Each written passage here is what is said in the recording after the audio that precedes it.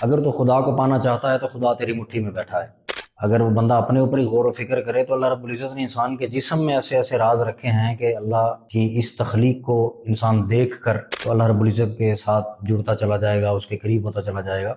تو اللہ رب العزت نے وہ امانت جو ہے وہ انسان کے اندر رکھی ہے۔ تو وہ امانت کیا تھی؟ اب دیکھیں، انسان اگر اپنے جسم پر ہی غور کرے تو اللہ رب العزت نے انسان کے جسم میں ہی ایسی نشانیاں رکھی ہیں جو اس کی معرفت کی طرف نشاندہی کرتی ہیں۔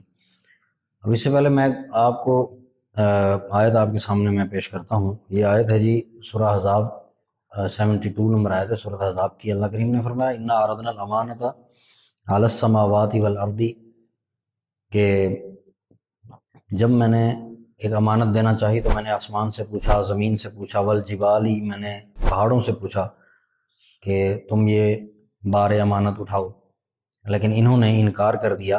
تو فرمایا وحملها الانسان، پھر انسان آگے بڑھا اور انسان نے کہا جی میں اٹھاتا ہوں۔ تو اللہ رب العزت نے وہ امانت جو ہے وہ انسان کے اندر رکھی ہے۔ تو وہ امانت کیا تھی؟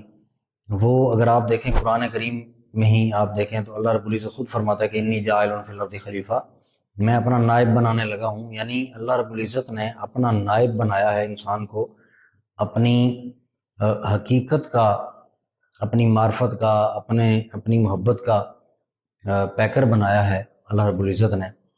تو ایسے ہی اب ایک فارسی میں شعر ہے، اس سے ہی آپ کو ساری بات کلیئر سمجھ آ جائے گی۔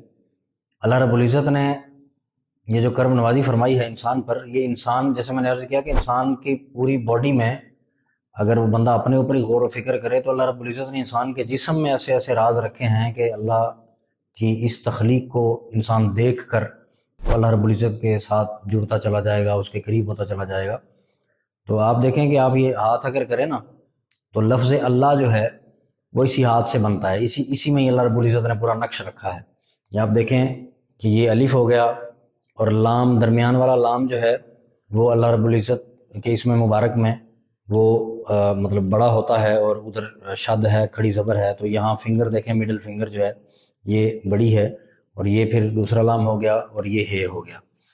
تو ایسے ہی یہ لفظ اللہ بنتا ہے۔ تو فارسی میں شعر ہے کہ نقش اللہ ہست پنج انگشتے تو، بزرگ فرماتے ہیں کہ اللہ کا جو نقش ہے نا، وہ اگر تم دیکھنا چاہو تو تمہارے ہاتھ میں ہی ان پانچوں انگلیوں میں اللہ نے اپنا نقش رکھا ہے۔ نقش اللہ ہست پنج انگشتے تو، گر خدا خواہی خدا در مشتے تو، اگر تو خدا کو پانا چاہتا ہے تو خدا تیری مٹھی میں بیٹھا ہے۔